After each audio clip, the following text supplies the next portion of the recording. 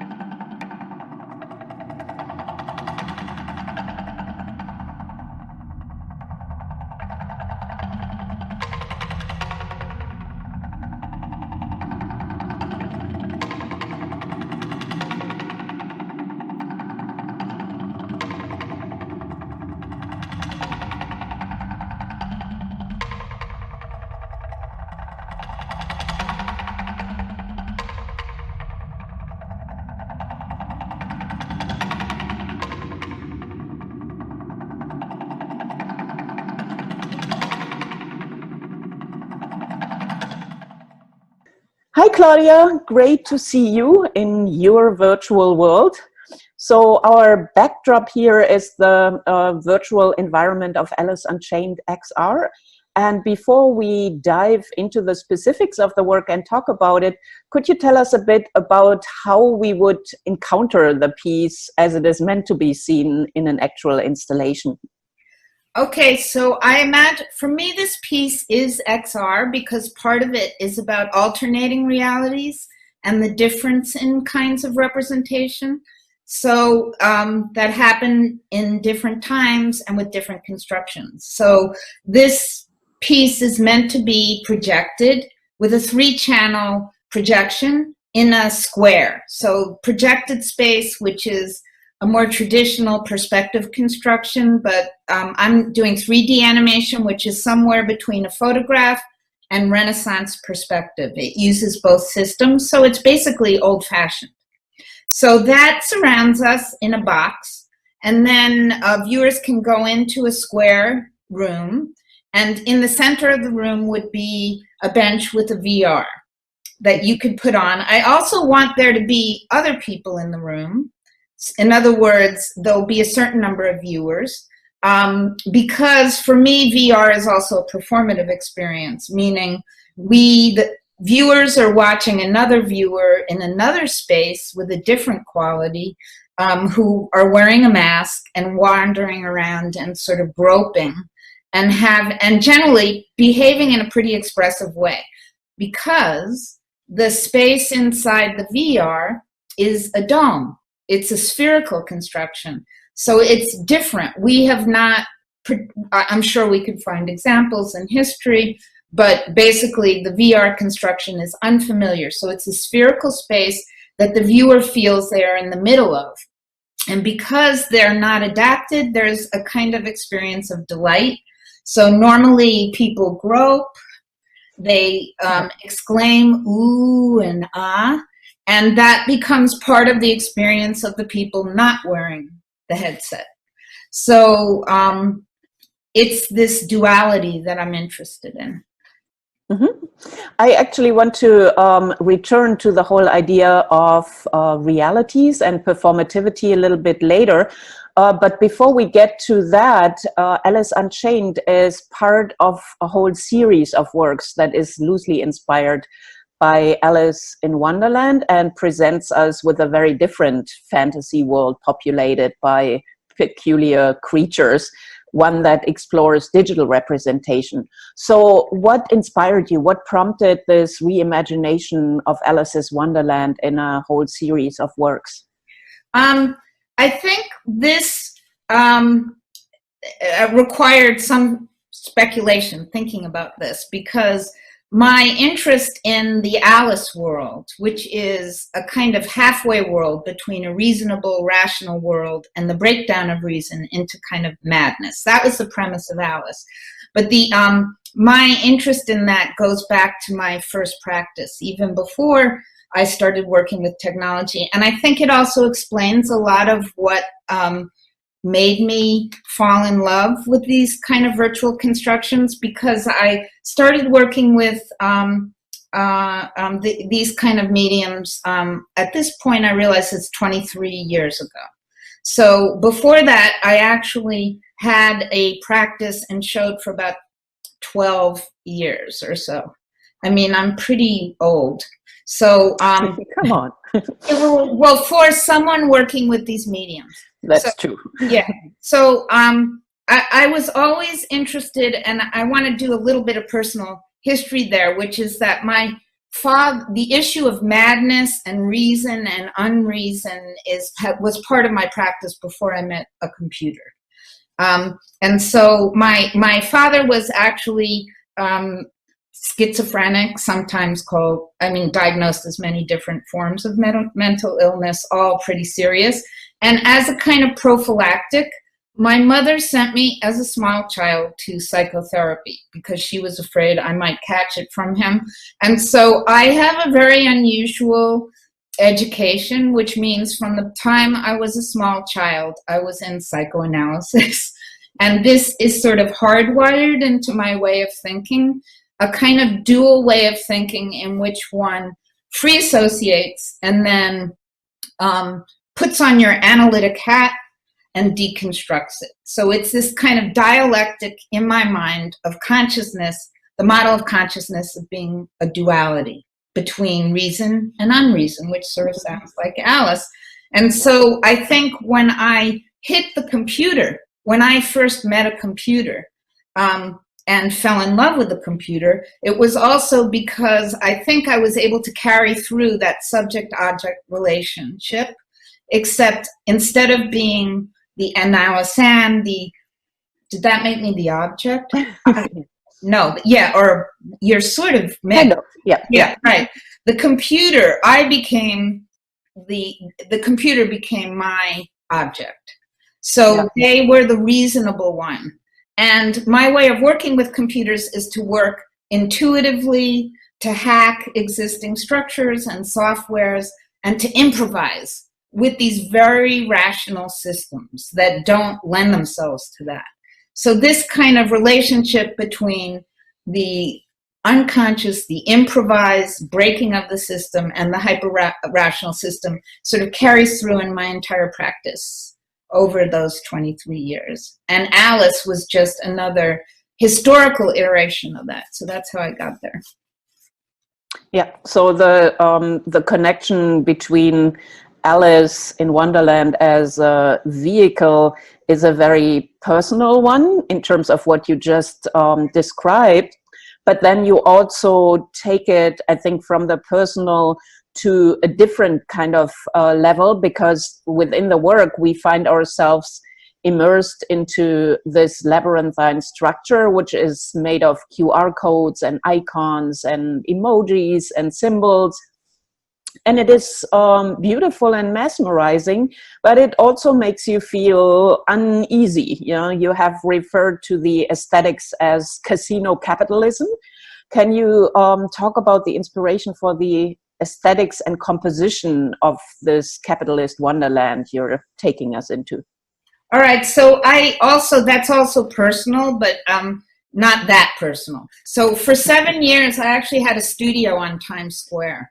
And so I was immersed into real casino capitalism aesthetics. And this idea of hyper-mediated landscape that is artificial and real at the same time, that's based on flicker, like the strobing street signs that are slightly off, and the kind of strange collaging between aesthetics. So when I think with this Alice, I used a kind of parallel construction with that. So I just went on to the internet and I took all of the free icons I could get off of my computer, which included, emojis, yes, but I chose the ones that were symbolizing addiction and consumption and gambling and all those kind of symbols. But I also took symbols that were street signs, directional signs, icons that are used on computer to tell people how to use them, scroll up, scroll down, and international street signs in computer language. So I mixed them all up. And I made these kind of algorithmic patterns, but when I make these patterns, the computer makes them very rational, but to get this kind of flickery, mesmerizing thing. So what you said about mesmerizing is important, because I figured out a way to sort of hypnotize people. And this is actual mesmerization, which is that algorithmic randomization that are made through patterns which are offset and then randomized. So it's a mathematical construction actually for randomness, but also how you hypnotize people, right? And so I will take those patterns, make some kind of system pattern, and then literally scribble all over it or pick up my mouse and do that, Yeah. break them somehow, and then that chaos that I add actually physically mesmerizes people. Mm-hmm. I really like that connection, this mesmerizing seduction that is both beautiful and very successful as an artwork, but implies this kind of critique, of the capitalist marketing landscape. It's very interesting. So not ignoring the obvious here, the piece is very much a musical and dance performance. And the body and depiction of the dancer is really central to it. The process behind the creation of the dance is actually a very complex one that reflects the gender fluidity and malleability of bodies that is so central to a lot of your work. Could you explain the creation of the dance and avatar body a little bit? All right, so that also goes back to early work and this idea of the psychoanalytic model meeting the cybernetic model, right? So this is this paradox of opposites coming together. And I think this idea that was meeting the computer, the idea of the grotesque, of a rational system that meets an irrational system, was what I was working on before I met the computer and fell in love with the computer. So this paradigm of the grotesque, which comes from Middle Ages, which comes from Romantic literature, which comes from marginalia in grotesque manuscripts, the crazy little devils that are all on the outsides of things, or Gothic portals in cathedrals, Notre Dame, or grottos, right, which were cemeteries where you have skeletons and rotting and flowers. So the idea of the grotesque was that animal, a plant, and human merge at this site, which is somewhere the source of creativity. It's the generative source where these opposite creatures, it's the meeting of reason and unreason. So, wait, what were you asking me? So I was also asking about what you just answered, but also about the process of creating the dance, right. The motion capturing, and the technicalities that go into it. So that's the backdrop of the idea that I'm always wanting to make these grotesque mergings between impossible things. Yeah. And the computer allows you to do that through a simulated environment. So simulation, which has to do with scientific models, constructions, the kind of software 3D that I use is also used in scientific simulation and weather models, and it's based on physics and real world calculations. And so it has qualities of realness, but you can also bring it together to create paradoxical, impossible structures. And that's what I've done from the beginning and what I'm interested in. So in that case, I've used for the past, since I was able to get motion capture, so I think it's about 10 years at this point, I brought together in an avatar body two opposite beings in every way. Their gender constructions were opposite, and the movement patterns, the culture that they represented, were gender assigned. So Christina Isabel is a trained Juilliard dancer and choreographer, and it's all based on these feminist paradigms of elegance and fluidity, feminine, not feminist, feminine ideas of femininity, right? Of beauty that are based on serpentine and fluidity and attenuation.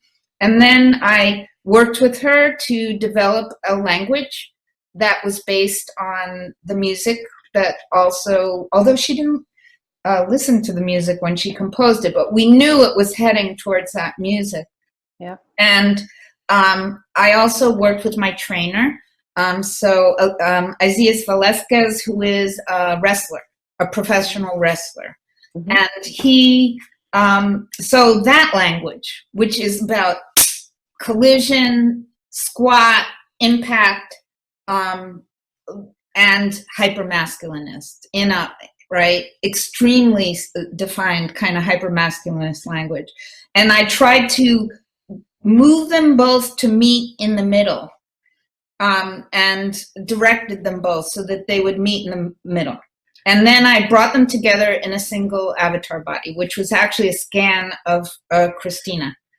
But I put her in these workman overalls to make her body more general neutral. So it would be sort of like a bag. And I motion captured them, and then I used motion editing software so that I could have them, they walk into them, they step into from gender to gender. So as they shift their weight, it goes into being another gender construction. And I think it's an amazing effect. The body of the dancer feels really unified, but at the same time you get this feeling that there are very different aspects coming together. There's no disruption, for me at least. I don't see two different bodies interacting, yet the movements are neither here nor there in certain respects, and I find that very interesting. Coming back to this idea of your direction. So as many of your pieces, this is a very collaborative one, and you have also continued to work with the same people on a few of your projects. How does collaboration start in your work? How does it unfold and evolve? What is the process like? My main collaborator is actually the composer Edmund Campion, who I have worked with and known for 30 years. So we met when we were both fellows at the American Center, which no longer exists, in Paris. And he was working with computers. He was one of the first people who used computers to compose with. And his concept, we were both reading about the grotesque at that point also together. And so we were interested. He also composed between the idea of improvisation that was intuitive and a computer system. I think that interest began with our dialogue, which was about 30 or so years ago. So we have functioned on parallel tracks, but it's as we've known each other forever, and we're related. We have this completely fluid, like we can merge our things without having to work, even, because they all go together because of that way of working. And in fact, he's a very respected and composer, but he's also the director of CINMAT, which is the Center for New Music and Audio Technology, which is part of UC Berkeley, and they produce me. So we have made many pieces together with very sophisticated multi-track sound, and one leads to the next very organically. Yeah, and I think that really shows in the work. Yeah. So another question. You are considered one of the pioneers of animation of your generation, although your work technically is more simulation than animation, and particularly in the context of the representation of the female body. So your earlier pieces are animated loops with very complex art historical references, while the more recent works, such as the Alice series, are far more immersive, using virtual and augmented reality and a strong theatrical component. So how did this evolution happen? How did you go from simulated bodies to these theatrical scenarios? Well, I think the earlier work was also, I was very obsessed with ideas of automatons and artificial spaces. And I actually was trained to be an art historian. So my area of expertise was the 18th century, because that's what I liked. The period of of the automaton, and the beginning of romantic gardens and grottos, and this sort of construction where the Enlightenment was first coming up with this rationalistic idea, and at the same time Romanticism born. Yep. So when I made my first works, I felt that I was making automatons.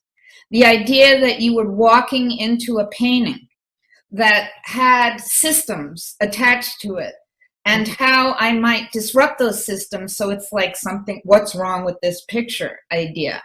So I was very specifically involved in Enlightenment period art, in which I was making a kind of mixing of Romanticism and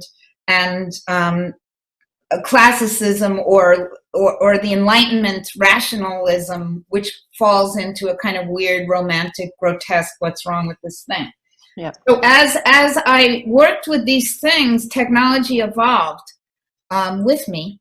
And I think another big part of what we're discussing is my pedagogic process, my practice as a pedagogue. So I was hired at the School of the Art Institute. I've been there 13 years, and I was invited to develop a kind of program within a program using simulations technologies, but from an art point of view, an art world point of view. And so expanding with the technologies.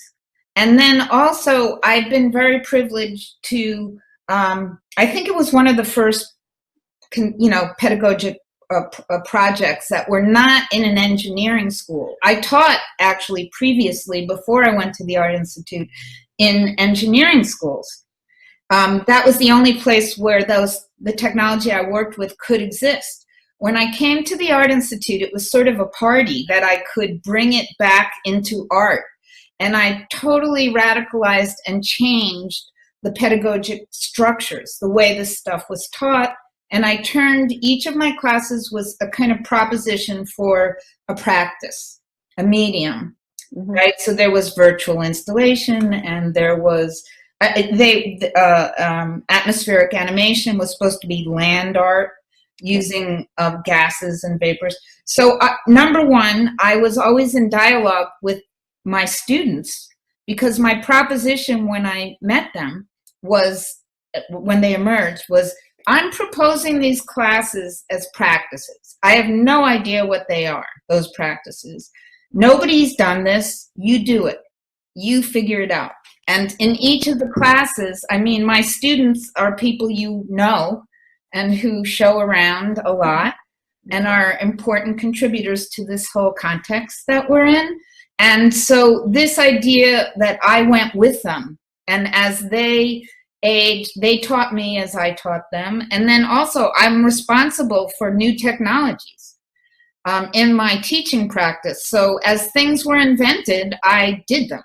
So it became, as you were asking about, it went from a kind of a kind of irrational, rational painting. What could a living painting be? It got more and more complicated and more elaborate. And when you talk about teams, my teams also consist of my former students. It's like a family that's based on an emerging art practice. Yeah, I guess for all of us working in academia, it's always this back and forth of a dialogue, but I think it's not as strong for that many people, because you really seem to open up classes to territory that you're unfamiliar with and make it a learning experience for yourself, and basically use that to also take your work to the next level, which is very interesting. Yeah, that's totally it. It's dialectical. And it also creates a community collaborative process in the classroom and a kind of tribe. Yeah. Because it's a very, it's a non-hierarchical experience. Yeah. And so there's a sense of community. Yeah. I want to return to what you brought up in the beginning, this idea of performativity in virtual space, which is a really important element in your later works. So in the Alice's, which you created in 2013, Alice's Walking from 2014, and the Dolls from 2015, your performers engage live with scenarios that heavily involve projection mapping and interactive technologies. So what interests you in theatricality in these mixed realities? I mean, mixed realities themselves have a theatrical component to them, but you take it to a different level with a performativity. Well, I again, when augmented was introduced as something that was easier to get to, like you didn't need to be in an engineering school. The kinds of technologies were available on an art world level of computers, which are pretty good, but they're not. It's not a research facility. So I was invited to make an augmented object, a dish, and when that started to happen, I began researching people using augmented, and I went to a project that was in the Natural History Museum in Chicago, and there was augmented installs around the museum, and what struck me was that more about the people as they looked, because it was early development for that. It didn't work, like most technologies that we all fall in love with, because they're emergent and they have all this possibility. They also don't work, right? Here we are in Zoom land, right? So it doesn't really work. And what that meant was that I was sitting in the museum for several days watching people running around going, where is it? You know, like they couldn't find it and it didn't work. And I thought, wow, that's great. That's the best thing ever, because it's more about the desire. Yeah. Right? That technology represents a desire for a future that doesn't exist. And it's very, strangely enough, it's romantic, right? It's about the desire for a better world. And it doesn't work. So I realized that performative thing was something that was a symbol to me of what the technology's function is in the world. And so I started building a performative language using those things. Yeah, so performance as a metaphor for aspirations and failures, you know, yes, and everything we encounter there. Yes. So final question about this piece. You have referred to it as a new type of chamber music experience. It alludes to the 19th century salon for chamber music and the time when Alice in Wonderland was written, but it creates a mashup of the embodied and physical world and the digital world. So you already answered this in part, but the tension between the physical and the real, and perhaps even between aspiration and failure, surfaces in many of your works.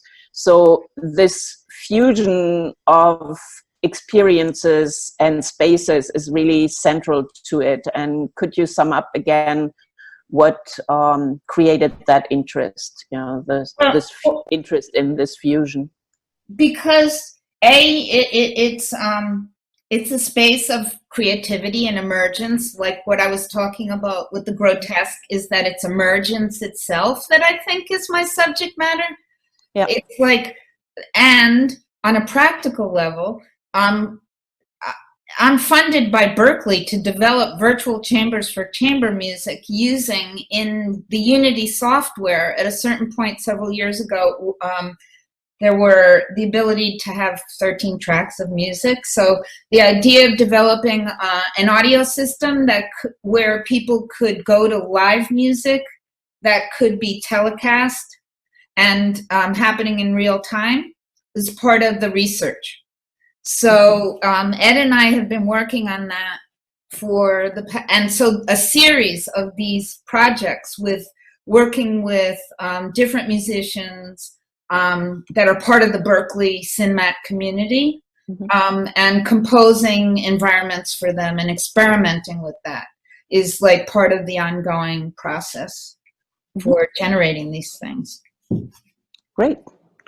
Yeah, thank you so much for this conversation. I think this is a great time to wrap it up.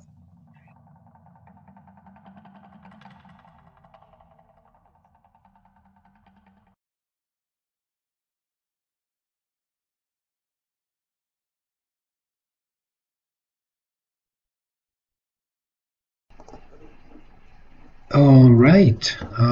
What a great convo. What a great conversation, Claudia. So I will have a few questions for you. Speaking of your fascination for the uncanny and what you refer as casino capitalism, I would like to get a bit deeper and ask, when you are in the virtual environment, as time and perception get distorted, I've found myself looking for patterns. And humans are a pattern-like seeking animals, and these accentuated the feeling of personalization and detachment. And as I got more and more zoomed out in the virtual environment, can you talk a little bit about it? Okay. I will. It started for me, my insight about this idea of the mesmerizing quality. From the very beginning, I understood that it was very calming what I did because of the slowing down of time. So it caused people to slow down time or have numbers of intersecting time representations of time within a single space. So I did that from the first works. But where it was really a breakthrough for me in terms of the idea of patterning was with a piece I did in 2013 when I was going through a very bad period of insomnia. So I basically have a lot of problems sleeping. And so I did this piece called Optic Nude. And Optic Nude was a piece which had a lot of patterns that exactly what I described when I was talking with Christiane. So there's a kind of environment, and on the there's a pattern on the figure and the environment that's animated, and then there was also one pattern on the environment, another on the figure that were unfolding at different rates. It was all the same pattern. And then I used virtual light that was flickering slowly and also animated and slightly changing color, the same pattern. And then I used all of that animation and I put it on a simulation of a fluttering curtain, which is also algorithmic. So it was a very regular sort of pulsing. And I noticed that it's a 23-minute piece, and so when I would do that and screened it, it would be like I would pass out at the end. It would be a way I could put myself actually to sleep, and I realized, and I thought, what's happening? So I also use Gregorian monk chanting because it's another algorithmic thing, another algorithmic pattern, audio pattern. And when I combined them all, I found it was like a great antidote for insomnia. And that started me on this path that got more and more elaborate as it went on. Because of this, and I think that I sort of alluded to the way mesmerization happens, and that it's these algorithmic patterns with an offset and irregularity in. But I thought a lot about why it happens. I haven't read about it. This is just my experience. But I think what happens is that humans are pattern seers. right? To me, thought itself is about connecting dots and seeing patterns.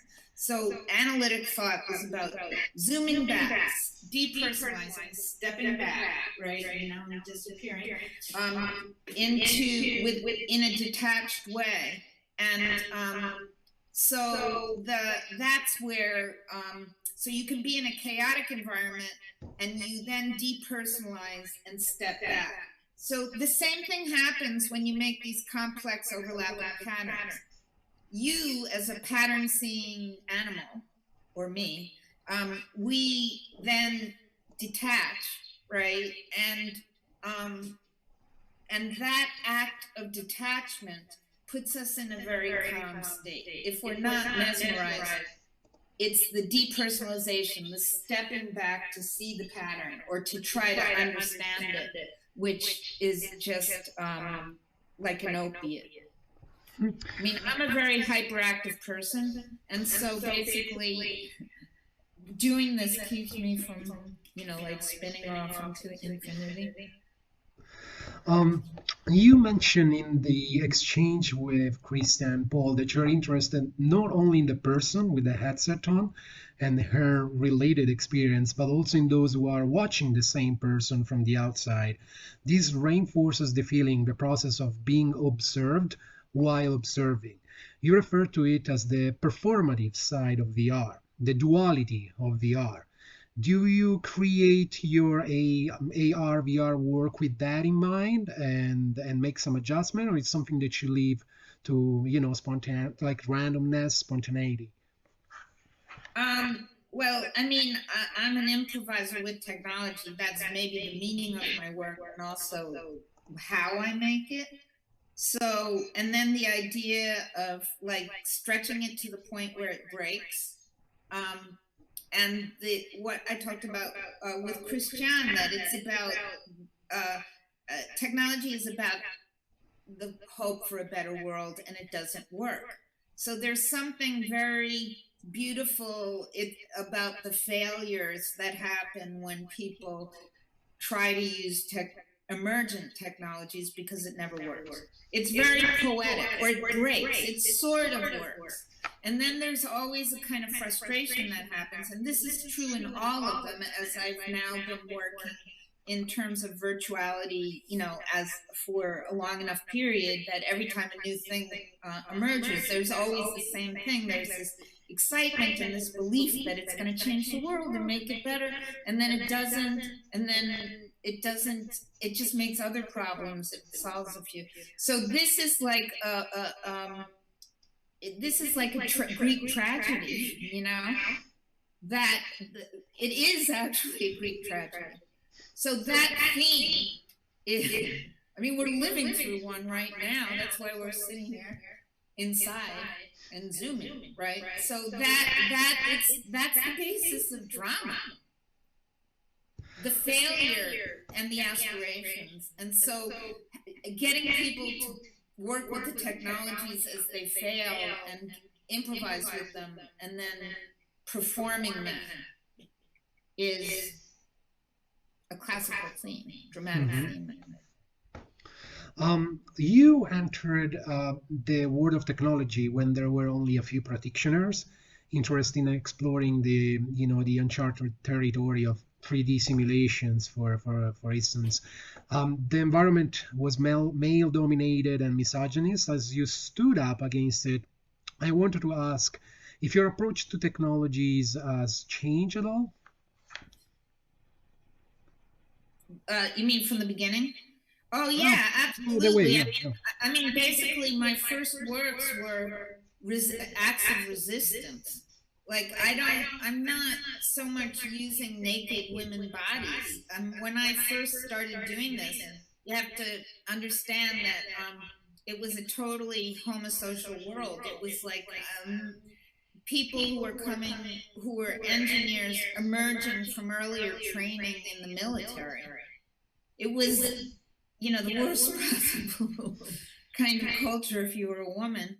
And so I would do things that were disruptive, even though they seemed beautiful and classical to in the art context. But in the art context, nobody looked at them anyway, and they had no interest, and they didn't have any idea what I was doing, and they just wrote it off. But in the technology world, I would do demos in my classes, which were 100% young men, and I would make these erotic women, and and they were doing porn. Right? So it was, they would be like, the funny thing was is that they would get so stressed out by it. They would be absolutely intimidated. So I love that. And then after a while, things started to evolve. And particularly in the past 5 or 7, I'd say 7 years, as more and more young women, and it's because the stuff started to be taught in art schools, where people were more socially progressive. You found lots of young women involved, hence this digital feminism practice from a younger generation, which still is very active with 20-year-olds and goes to, I think it proliferated from women who are now in their mid to late 30s, let's say late 30s. That was the beginning of this very activist digital feminism. And that changed the culture. They've been very successful. I'm very honored to work with them all. It's like what makes the art world sort of great for me, because I knew what it was like before. And so I think that answers the question. I'm not sure. Yeah, it does. It does. I'm curious to ask, what's your take on the mainstream use of VR? How much do you think the medium has been pushed inside and outside artistic initiatives? You mean what's my take on what's happening now? Yeah, on on the mainstream use of VR, what what should see? There's a couple of things that I think are super great, and for example, I was invited by a game company, which is called Occupy White Walls, which is build your own gallery and hang your own art shows in them game. That's got, I think, 57,000 users now. It's still, it's out there for free on Steam. And I was invited to make a level, sort of. They didn't use animation in this world, so I'm going to build a body of work, and also a show that I'm doing at Performativity in the fall. I will bring, do the show and other things within it, and we'll have an opening in there, but also it will stay there. And also, for example, Le Turbo Avedon, they are doing, they had a commission for the Manchester Festival in London, which, and that takes place inside, what's the name of the game? It's the giantly successful game, where there was recently a hip hop concert. Oh, you're talking about Travis Scott? Yeah. Yeah. So, so there we'll have a really amazing artist, working within that space. So what that means is it opens a different kind of experience up to larger audiences, which are also VR, and it's really exciting. Just for me, that's the thrilling things that are happening. For those of you who don't know, Claudia is referring to the concert by Travis Scott and Fortnite. They presented together. It's a 360 VR concert. You can. I posted the link on the chat, so if you want to check it out. Before we move to on Zoomology, I would like you to introduce on Zoomology before we see the piece. This is getting a little long, but it's, folks, I want you to know it's only 2 minutes long, so that's not that painful. Anyway, as I've talked about, my pedagogy is really part of my practice, and for the past few years, I have been teaching a seminar, a graduate seminar called Travels in Hyperreality at the School of the Art Institute, and it just so happens it's all on Zoom, and it has been on Zoom for several years. So when the quarantine went in, I jumped on Zoom. Everybody taught on Zoom. There was we were supposed to take a 3-week break from the teaching so other professors could adapt to Zoom, but I, of course, broke the rules and I just did it. And because I just did it, I had this time as a kind of meta experience within that seminar and several of my other classes of deconstructing Zoom, especially in that seminar, deconstructing Zoom as we were reading media theory, and then hacking it and figuring out how we could do interesting things with it, which is like, there you have me chroma keying layers of me, right? So that became part of it. And then I had to do I won an award that was sponsored by Neo and Esport in Hong Kong.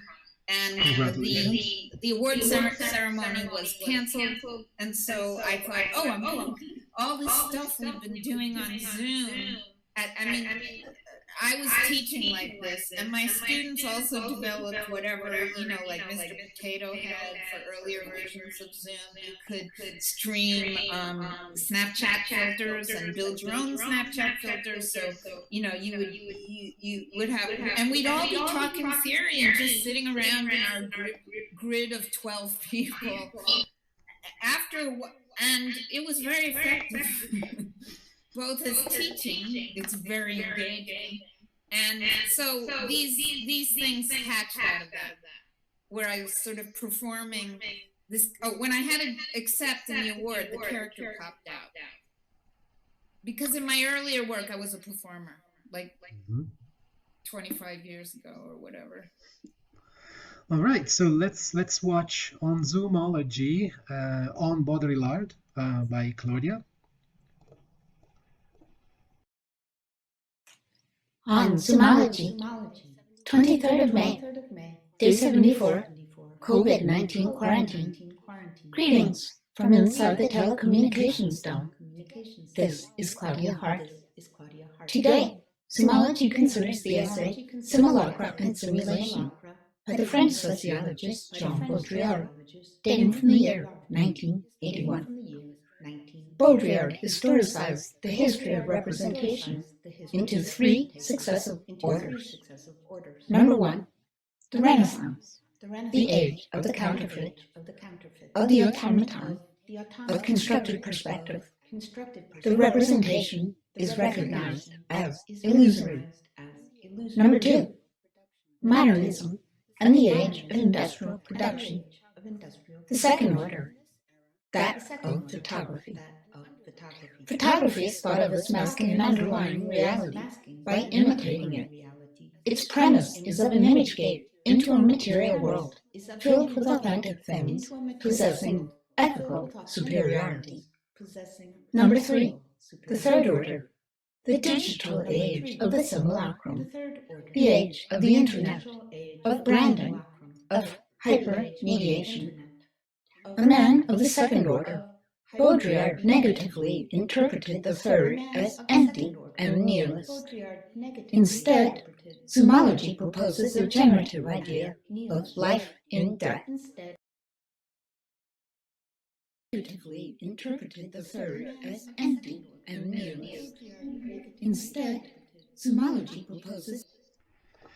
All right, so we are back, Claudia, and I'm curious to ask, Baudrillard, like McLuhan, think of the digital medium in terms of life and death, and as a cool one. Instead, you think it's intense, hot, and emotional. Can you talk a little bit about it? Well, that also comes from teaching. I was teaching 4 classes on Zoom. I was totally immersed in Zoom. And what I saw is that it's very effective for teaching, because you're face to face, you're eye to eye, you can't look away.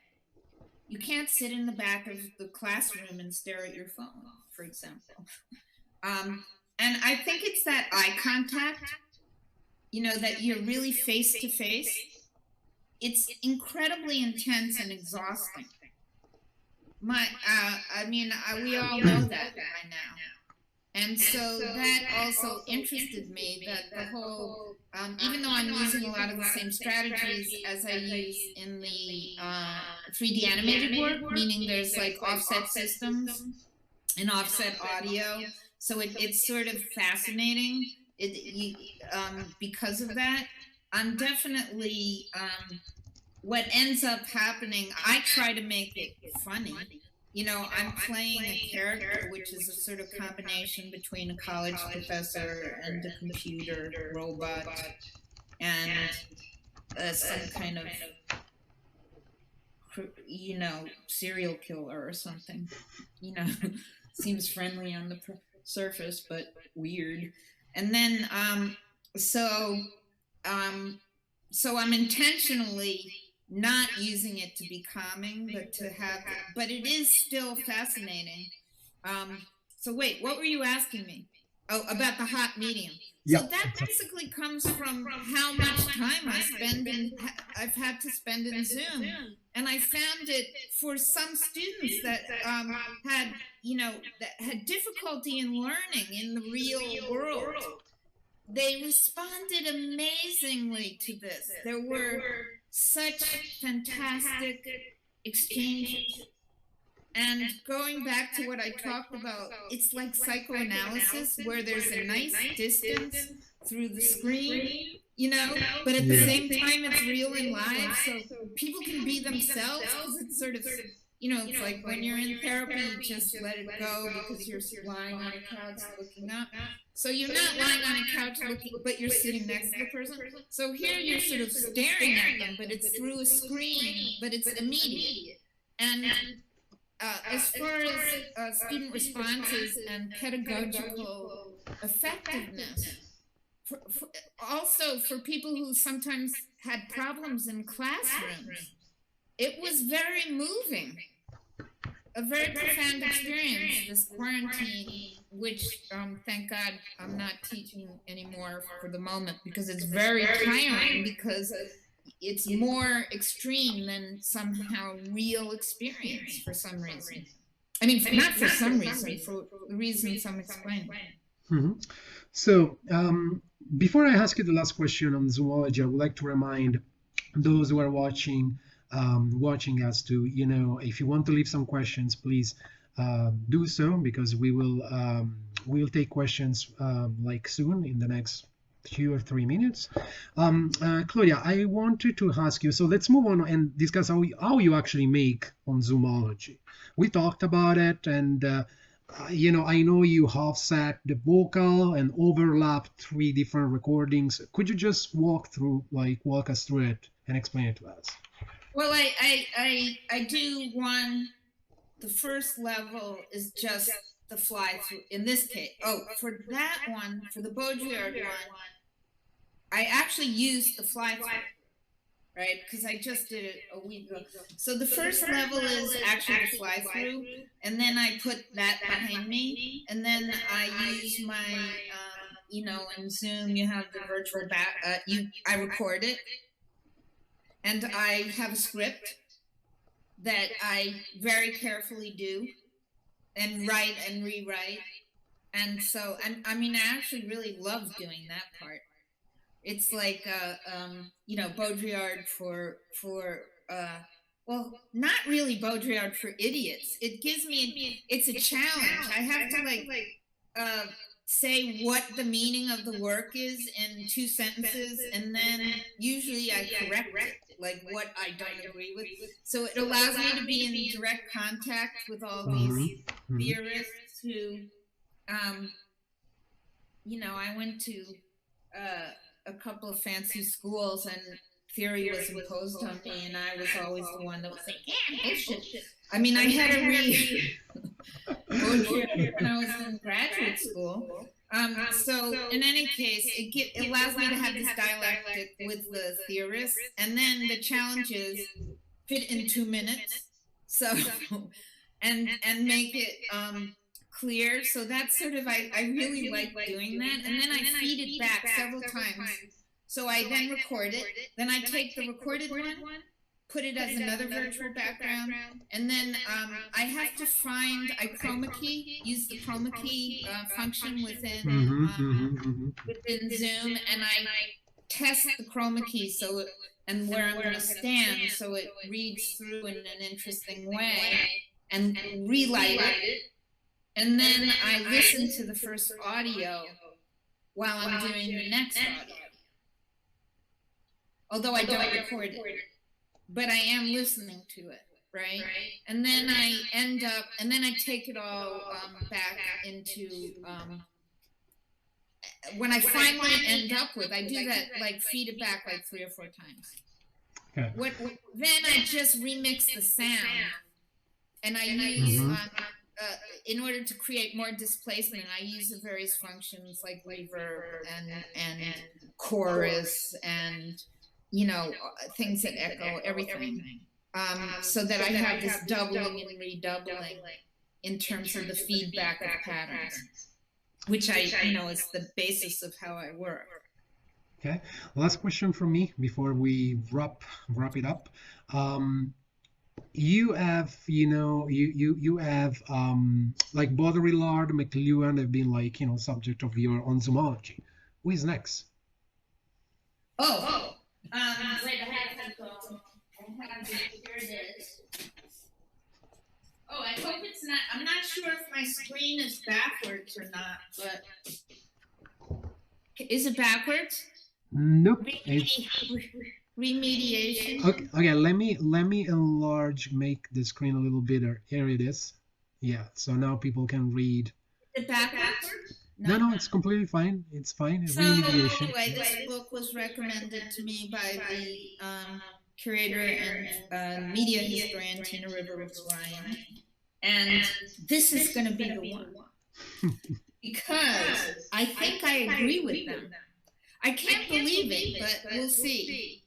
And I was invited by a performance festival in Chicago, so I think whenever that is, I have to read this book. I'm going to do it and do one off of that in 2 weeks. So that's the next one. It's J. David Bolter and Richard Grusin, Remediation, and it's about how the subject of a new media is the last media. So it's about collapse. It's about dialectical model of history. Okay, so let's give the audience another minute. Guys, if you want to ask any questions, please do so now, because we are wrapping it up. I've asked Christiane, I'll ask you a lot of questions. Hi, I've asked you a lot of questions. Is there a question that we should have asked that we haven't asked you so far? No, they were great questions. That's great. So let me check Facebook. Yeah, I don't. Okay, so Susanna is asking, some of the pedagogical effectiveness is underestimated. What can you tell for those resistant? You mean you're talking about Zoom? Yes. About Zoom? Mm-hmm. You mean who's resistant? There are some people who are resistant. Basically, I think a lot of it's generational. So I think the idea of, but I also think the resistance, the way I would deal with resistance is through critical practice. Mm-hmm. So I think the resistance comes from the fact that modernist period, which was based on industrial production and photography and materialism, was invested in the idea that authenticity rests in material objects. Mm-hmm. So this construction of authenticity makes people who embrace, and generally they're older, that's why it's generational, their code was to believe that there was some kind of purity in things. Which, like, is this pure? Let me make the screen. All right, but I think that but I think Susanna, who I know and is a former student of mine, and is a professor, I think what you should do is talk about it in a more abstract way that's conceptual. Because I think why I think it's a hot medium is that it has its own authenticity. It has a different way. All right, so let's wrap it up. I wanted to thank you so very much, Claudia and Christiane and the Whitney Museum of Art. And I will see we will see you again next week for with Armin Kemplinger in conversation with Lydia Korndorfer. And thank you everyone who watch us, joined us, and watch us. Thank you again, Claudia and Christiane. It was a pleasure. Bye. Bye.